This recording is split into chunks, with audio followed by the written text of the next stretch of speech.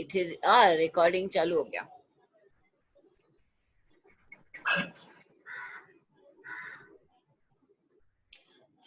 यह भी अभिनिवेश की भांति का ही क्लेश है। इस समय इन संस्कारों का बीज यद्यपि प्रभावहीन कर दिया गया है, किंतु अनुकूल परिस्थितियां पाकर वह पुनः वृक्ष बन सकता है। चित्त के विद्यमान रहते उन संस्कारों के बीज का सर्वथा अभाव नहीं होता। उसका अभाव तो चित्त के अपने कारण तीनों गुणों में विलीन होने से होता है। इस चित्त का लय होना उसकी मृत्यु जैसा ही है, इसलिए इसे भी क्लेश ही कहा गया है, किंतु इस क्लेश का परिणाम मधुर है, अन्य क्लेशों की भांति कटु नहीं है। इसे महामृत्यु कहा जाता है। This is an entirely different and new concept of Madhu Klesh and Mahamrityu.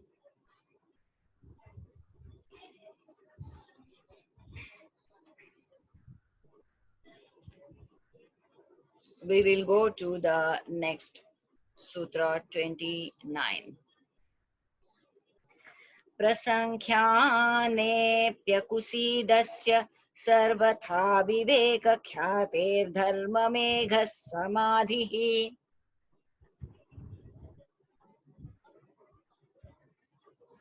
प्रसंख्याने अपि कुसीदस्य, जिस योगी का विवेक ज्ञान की महिमा में भी वैराग्य हो जाता है, उसका सर्वथा विवेक ख्याते है, विवेक ज्ञान सर्वथा प्रकाशमान रहने के कारण उसको धर्ममेघ समाधि ही, धर्ममेघ समाधि प्राप्त हो जाती है। अनुवाद: जिस योगी का विवेक ज्ञान की महिमा में भी वैराग्य हो जाता है, उसका विवेक ज्ञान सर्वथा प्रकाशमान रहने के कारण उसको धर्ममेघ समाधि प्राप्त हो जाती है।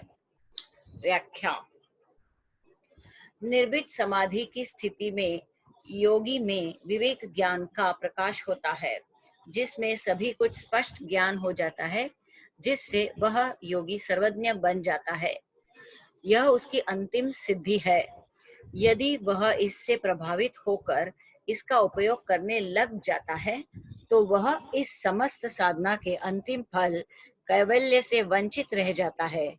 इसलिए कैवल्य प्राप्ति हेतु उसे इस विवेक ज्ञान की महिमा में वैराग्य कर लेना चाहिए, जिससे उसे यह अंतिम सिद्धि प्राप्त हो सके। यह विवेक ज्ञान महिमा भी कैवल्य में विघ्न स्वरूप ही है। इस विघ्न को पार करने पर उसे धर्ममेघ समाधि प्राप्त होती है।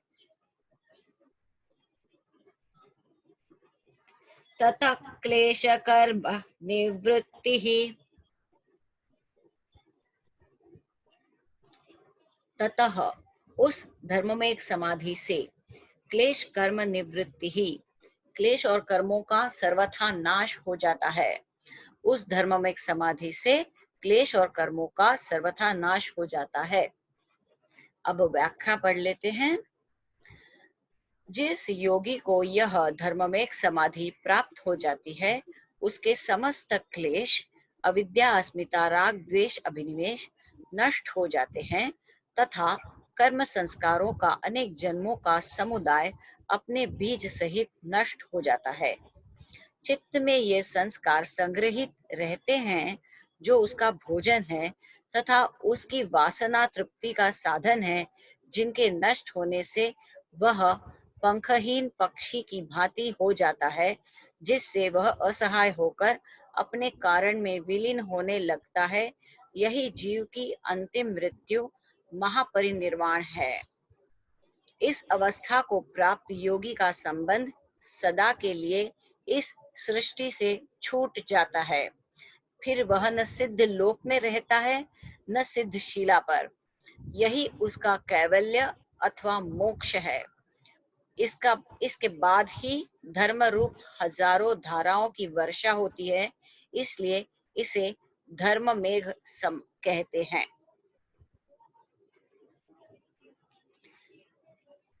सूत्र 31।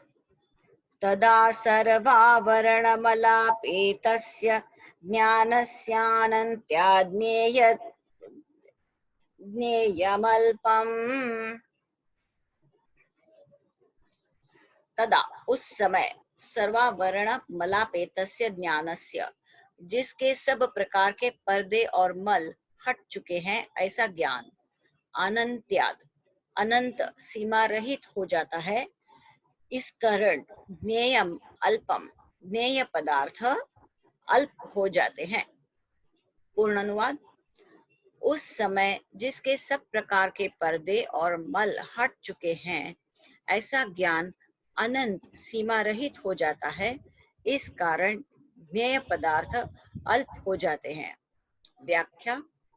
चित्त की अपनी सीमा है, वह शरीर के साथ बंधा है। कर्म संस्कार वासनाओं आदि के कारण उसका क्षेत्र इतना सीमित हो जाता है कि वह शरीर मन बुद्धि वासना आदि के बाहर देख ही नहीं सकता। उसका ज्ञान भी इसी कारण सीमित हो जाता है। स्वार्थ मोह भोग ईर्ष्या द्वेष घृणा तृष्णा आदि के घेरे में ही घूमता हुआ वह घाणी के बैल की भांति हो जाता है।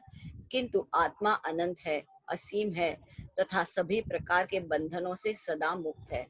इसलिए जब योगी इस चित्त के बंधन को तोड़कर उसका अपने गुणों में लय कर देता है तो वह अपने आत्म स्वरूप में प्रतिष्ठित हो जाता है, जिससे उसका अहम निर्मित संकीर्ण चित्त का दायरा समाप्त होकर एक अनंत विशाल असीम आत्म सागर का अंग बन जाता है। उसके सभी प्रकार के अविद्या जनित मल धुल जाते हैं जो उसके आत्म स्वरूप होने में बाधक थे। आत्मवत हो जाने से उसका ज्ञान भी अनंत अर्थात सीमा रहित हो जाता है। इस कारण उसका अब तक का ज्ञान तथा ज्ञेय पदार्थ अल्प हो जाते हैं। यह सारा धर्म मेघ समाधि में होता है। ऐसे योगी को कोई भी तत्व अज्ञात नहीं रहता।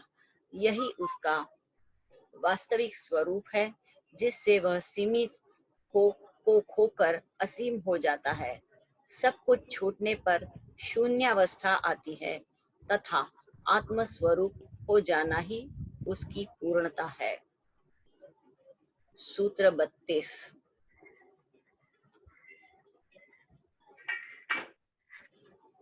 ये जो पठन कर रहे हैं और सूत्र का जो अभ्यास जिस तरह पठन हो रहा है, वाचन जो कर रहे हैं, धीरे धीरे चित्त शांत रस की ओर जा रहा है, ऐसी भावना मुझे आ रही है। आपको आ रही हो तो हाथ ऊपर कर लेना।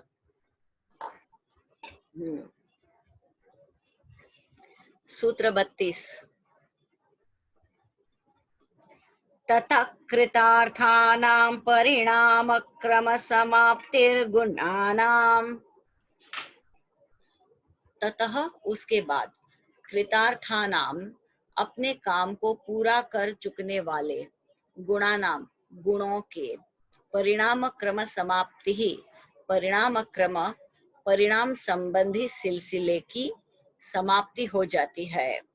अनुवाद। उसके बाद अपने काम को पूरा कर चुकने वाले गुणों के परिणाम संबंधी क्रम की समाप्ति हो जाती है। व्याख्या। इस धर्म में समाधि में के बाद गुणों का कोई कार्य शेष नहीं रह जाता। उनका कार्य समाप्त हो जाने से उनका परिणाम संबंधी क्रम समाप्त हो जाता है। अपने क्रियाशील गुण के कारण इनमें निरंतर परिवर्तन होता रहता है तथा इसी परिवर्तन के परिणाम स्वरूप अनेक रूपों का निर्माण होता है। यही इनका परिणाम क्रम है।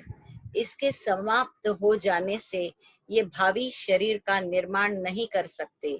इसलिए वह योगी जीवन मृत्यु के चक्र से बाहर हो जाता है।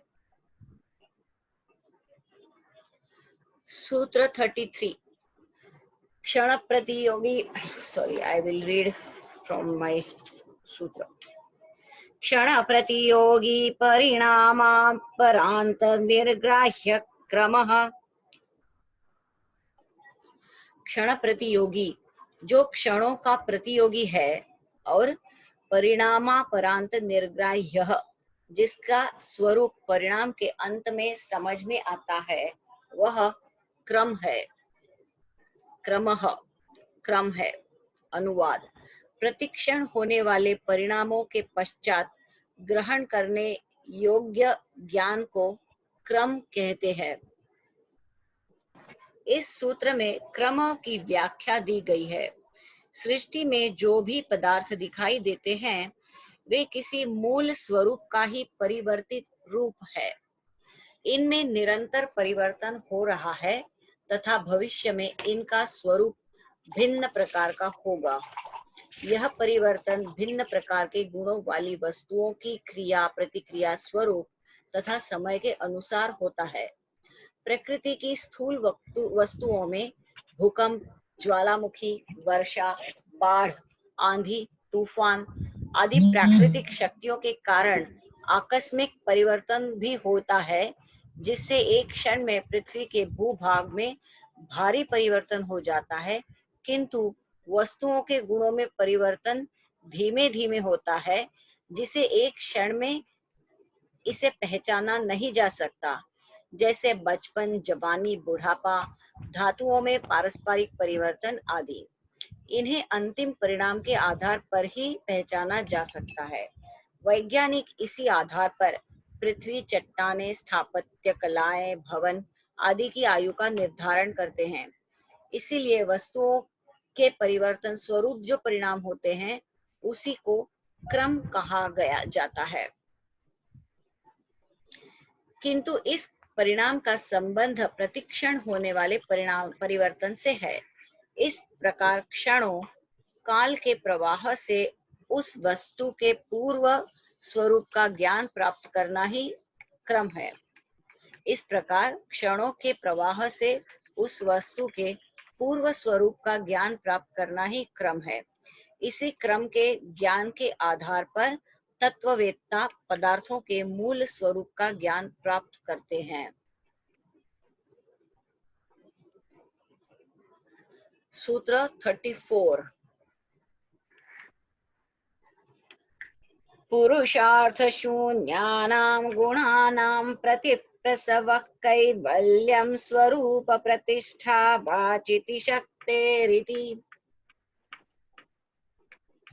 पुरुषार्थ शून्यानाम, जिनका पुरुष के लिए कोई कर्तव्य शेष नहीं रहा, ऐसे गुणानाम, गुणों का प्रतिप्रसवः, अपने कारण में विलीन हो जाना, कैवल्यम, कैवल्य है, वा अथवा इति, यो कहिए कि चितिशक्ते है, दृष्टा का स्वरूप प्रतिष्ठा, अपने स्वरूप में प्रतिष्ठित हो जाना कैवल्य है। पूर्ण अनुवाद: पुरुषार्थ शून्य गुणों का अपने कारण में विलीन हो जाना कैवल्य है, अथवा यो कहिए कि चित्त शक्ति का अपने स्वरूप में प्रतिष्ठित हो जाना कैवल्य है। व्याख्या: प्रसार और संकोच सृष्टि का नियम है। आरंभ में इस सृष्टि का मूल स्वरूप अव्यक्त था, यह त्रिगुणात्मक था। इन तीन गुणों के साथ चेतन तत्व का संयोग होने से उसमें क्रिया हलचल आरंभ हुई, जिसके परिणाम स्वरूप इसमें परिवर्तन आना आरंभ हुआ तथा इनकी परस्पर क्रिया प्रतिक्रिया स्वरूप रूपों के बनने का क्रम आरंभ हुआ, जिससे सृष्टि का विस्तार होता चला गया। इसी विस्तार को गुणों का क्रम कहा जाता है, जो प्रतिक्षण होता रहता है।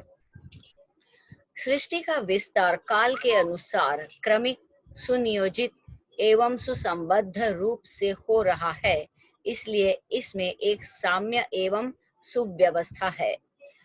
वह मूल तत्व जो इस समस्त विस्तार का कारण है, उसे ब्रह्म कहा जाता है। ब्रह्म का अर्थ ही है फैलना। विज्ञान भी यह मानने लगा है कि यह सृष्टि फैलती ही जा रही है। जिस प्रकार फुग्गे को फुलाया जाता है, उसी प्रकार उसका फैलना जारी है, किंतु इसके फैलने की भी एक सीमा है, जिसके बाद इसमें पुनः संकोच आरंभ होगा।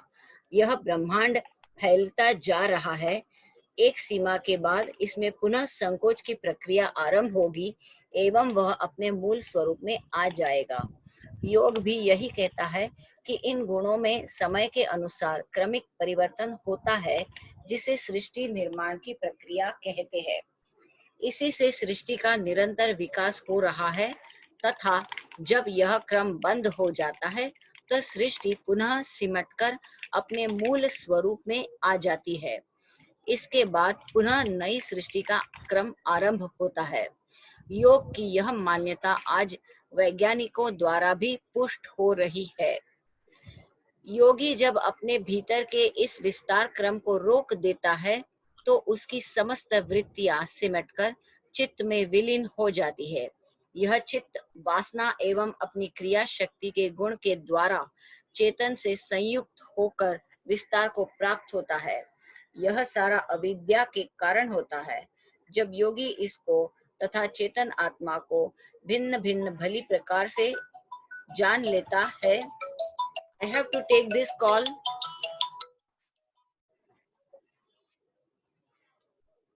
Hello.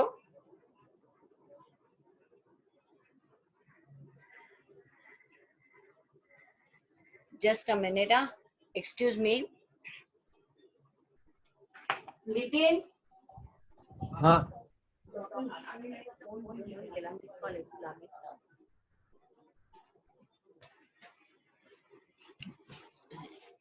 नितिन सर को बोला फोन लेने के लिए। Okay, sorry. चलो, कौन सी लाइन पे थे हम? इसी विस्तार को प्रतिक्षण सृष्टि का विस्तार काल के अनुसार क्रमिक सुयोनिजित उसे ब्रह्म कहा गया है। फुग्गा हो गया, यह ब्रह्मांड फैलता है। योगी भी यही कहता है और विज्ञान इसको पुष्टि दे रहे। ओके, योगी जब अपने भीतर के इस विस्तार क्रम को रोक देता है तो उसकी समस्त वृत्तियां सिमटकर चित्त में विलीन हो जाती है।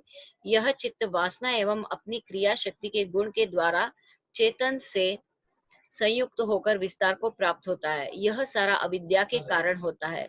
जब योगी इसको तथा चेतन आत्मा को भिन्न भिन्न भली प्रकार से जान लेता है तो उस अविद्या का नाश हो जाता है, जिससे प्रकृति और पुरुष का संयोग हुआ था। इस अविद्या नाश से ये तीनों गुण पुरुषार्थहीन हो जाते हैं, क्योंकि चेतना के बिना यह जड़ प्रकृति निष्क्रिय ही है। इस स्थिति में यह चित्त अपने गुणों में विलीन हो जाता है, अर्थात वह प्रभावहीन हो जाता है। जब प्रकृति तत्व उस योगी से पृथक हो जाता है तो शुद्ध चैतन्य आत्मा ही शेष रह जाती है तथा वह अपने इसी स्वरूप में नित्य स्थित रहता है। यही उसका वास्तविक स्वरूप है जिसे वह प्राप्त कर लेता है। फिर उसका न कोई जन्म है न मृत्यु, वह सदा के लिए ब्रह्म स्वरूप ही हो जाता है। यही उसका कैवल्य अथवा मोक्ष है। जहाँ से आया था वही पुनः पहुंच गया।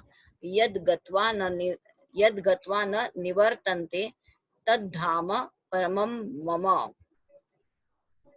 सृष्टि की गति वृत्ताकार है, इसलिए जहाँ से आरंभ हुआ था वहां पुनः पहुंच जाने से ही वृत्त पूरा होता है।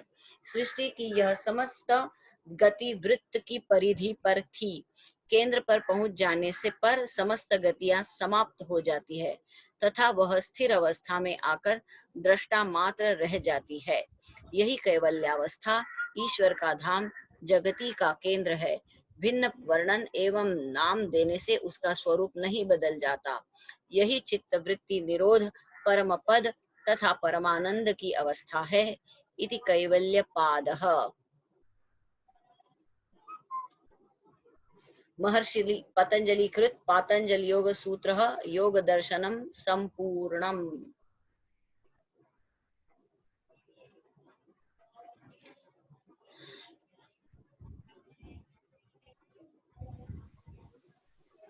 यहाँ पे हमारा आज का पठन पूर्ण हो गया है और आज के सूत्र काफी सरल सरल सीधे थे। कल बहुत खिचड़ी इधर उधर घूम रहे थे तो आज तो एकदम स्ट्रेट निकल गए हैं पढ़ने में।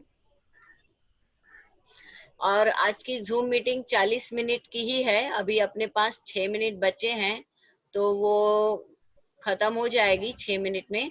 We can reconnect and continue our conversation if we are engrossed in it. Soni ji, आपने कुछ पढ़ाई करी है इसके ऊपर? मुझे आपके चेहरे पे ऐसे मुझे लग रहा है कि आपको पढ़ने की बहुत इच्छा है। पढ़ो, क्या लिखा है तुमने? नोट्स बनाई होगी अपनी। मैडम अनम्यूट करो अपने आप को, अपने आप को मैडम अनम्यूट करो। 33 श्लोक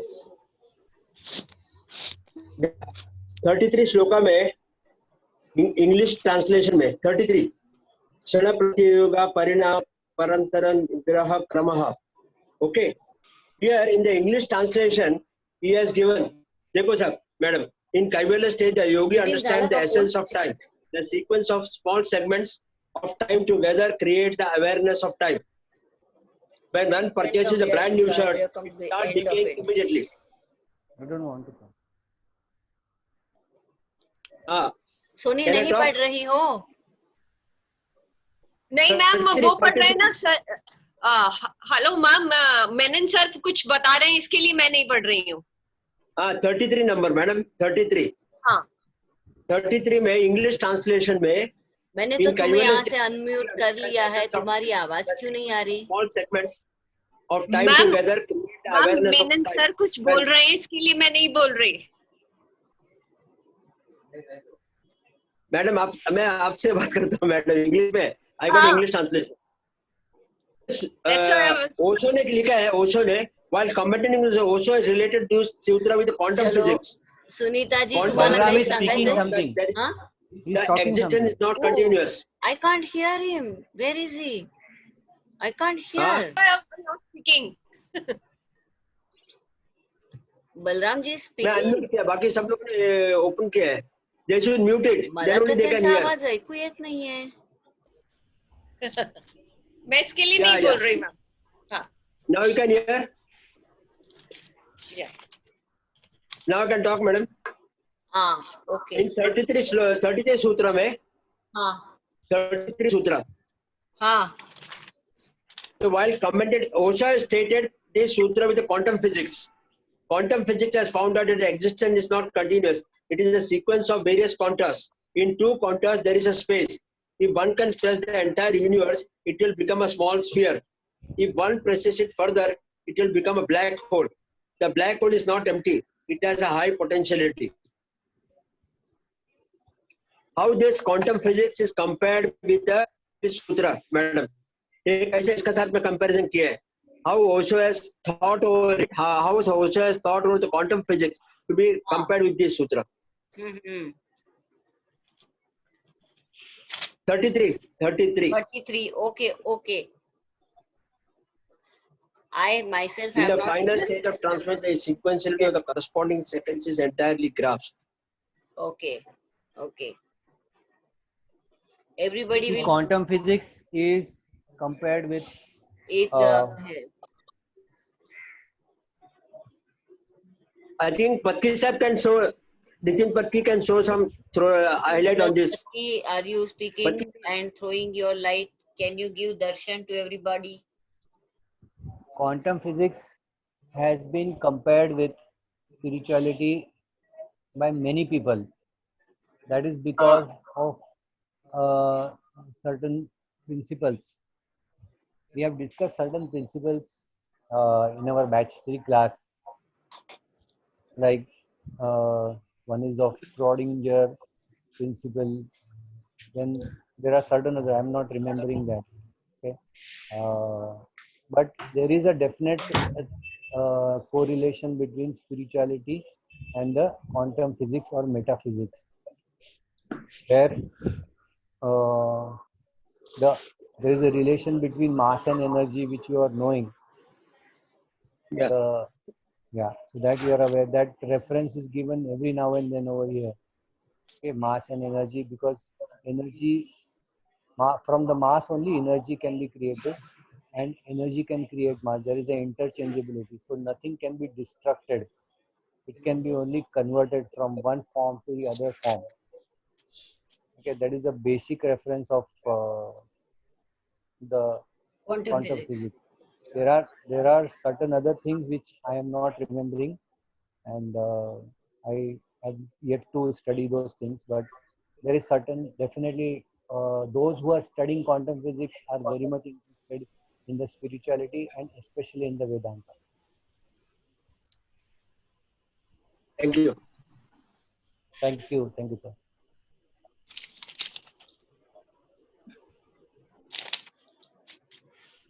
ये क्रम को उसे क्वांटम फिजिक्स से शायद करा है, उन्होंने मेल किया है। हाँ, क्रम जिसे कहा है उसमें है कि वस्तु में परिवर्तन हमेशा हर क्षण होते रहते हैं, हाँ, और इसको क्रम कहते हैं। और इसी के स्वरूप पे कैसे, मतलब आर्कियोलॉजिस्ट वगैरह होते हैं, किसी चीज का एज का कैसे अंदाजा लगाते हैं, तो उन्होंने Right, कहा right. इसी के आधार पर, हाँ, ये क्रम ये जो उसमें लिखा है, प्रतिक्षण क्रम में होते भी हैं, लिखा है। हाँ, तो वो अवर